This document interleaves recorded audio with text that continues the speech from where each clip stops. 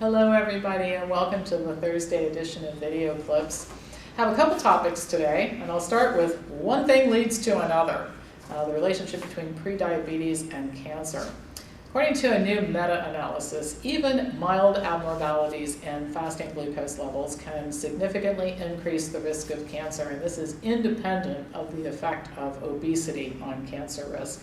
Chinese researchers determined that there's an average of 15% increased risk for cancer overall, with differing increases for different types of cancer, but average of 15%.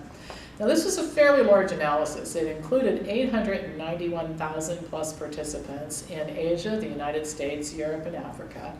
And an individual with prediabetes was defined as a person with impaired fasting glucose, impaired glucose tolerance, or both. Now, according to the American Diabetes Association, the definition of prediabetes is a fasting glucose level of between 101 and 125 milligrams per deciliter.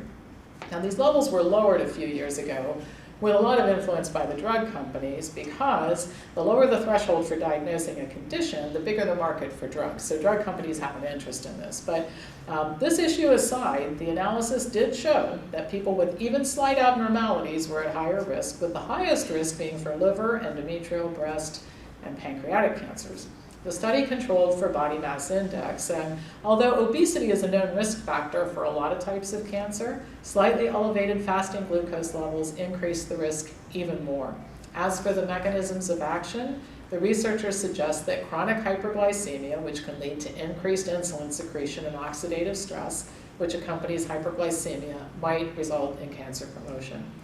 Now, this is where the whole thing goes south. Not surprisingly, the authors point out that patients who take metformin have a lower risk of cancer, and suggest that maybe what we ought to do with this information is give more people metformin. We'll prescribe it more widely to patients diagnosed with prediabetes in order to reduce their risk of cancer.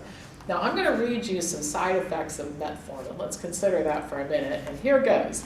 Gastrointestinal issues, diarrhea, fast, shallow breathing, lower back pain, muscle pain and cramping, painful or difficult urination, sleepiness, anxiety, chest pain, coma, cold sweats, depression, confusion, dizziness, headache, increased hunger, nightmares, seizures, slurred speech, weakness, and wheezing. All right?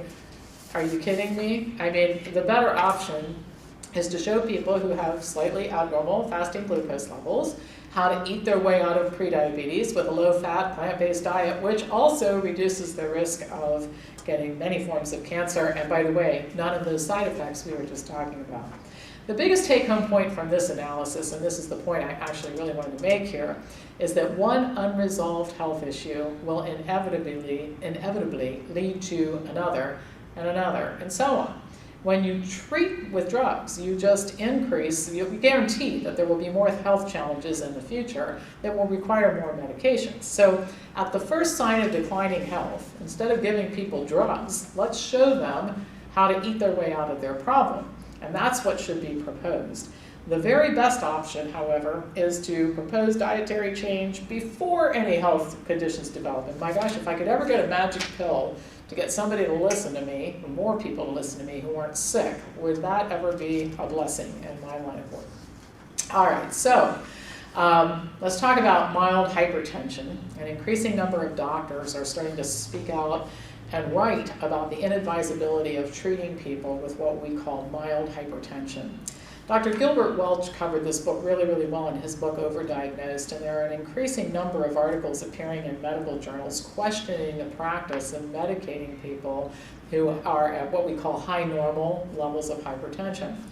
A new article in the British Medical Journal agrees with the idea we should question this. The authors have stated that medicating these people, the benefits are very unclear, there are potential harms, and that treating these patients adds a lot of expense to already very inflated and bloated healthcare bills. The authors recommend reconsidering treatment thresholds, fortunately ratcheting them up a little bit after what I just told you in the previous article, and focusing more on diet and lifestyle change to reduce blood pressure in many, if not most patients. Boy, I can really go along with that. Now I'm going to butcher this guy's name. His name is Dr. Vikas Sinai. Like I said, probably butchered it, but he's a lecturer at Harvard Medical School, and he commented on the study and also a recent conference that was held in the United Kingdom which focused on unnecessary care and waste in the medical field. And he said, and this is a direct quote, "The practical point for clinicians is that before you subject someone to a lifelong medical therapy and its potential side effects, be sure that other elements like lifestyle changes have really been given a fair shot. That means don't pull the trigger too quickly." I love this guy, okay, we need more people like him in the medical field. He went on to explain that the evidence is unclear that medicating people with mild hypertension reduces the risk of cardiovascular disease. Now, this affects a lot of people. It's estimated that 40% of the people in the world, 40% of adults worldwide have hypertension. Half of them have mild hypertension, and half of that group are given drugs. Now, just to give you an idea of what this costs, in the United States alone, the annual bill for medicating high, normal, or mild hypertensive patients is $32 billion. By the way, mild hypertension is defined as 140 to 159 over 90. Okay, so that's high normal, mild hypertension.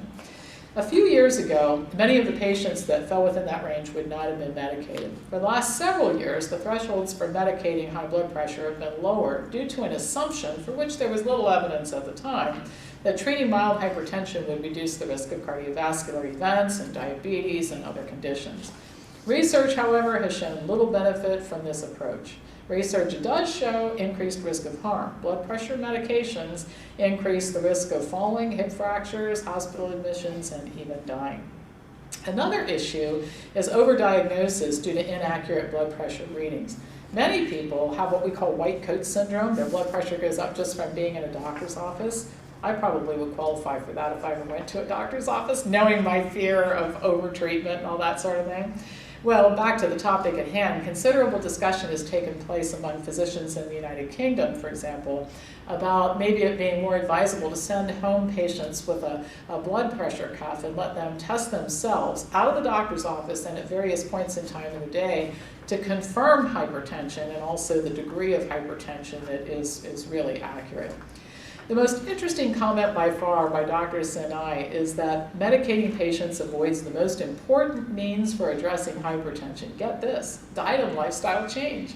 He acknowledges that this is really difficult to do during a typical short medical visit, but his proposal is to divert resources away from all this medication into focusing on this. He rightly points out that the $32 billion spent on medicating patients would be, quote, would go a long way if it was organized in a collaborative effort across society to make lifestyle changes easier for all of us, end of quote. Did I say I love this guy? I agree. And with that, I will finish for today's broadcast. As usual, pass this on to anybody who you think would enjoy watching it. And I will be back to you again next Tuesday with more news.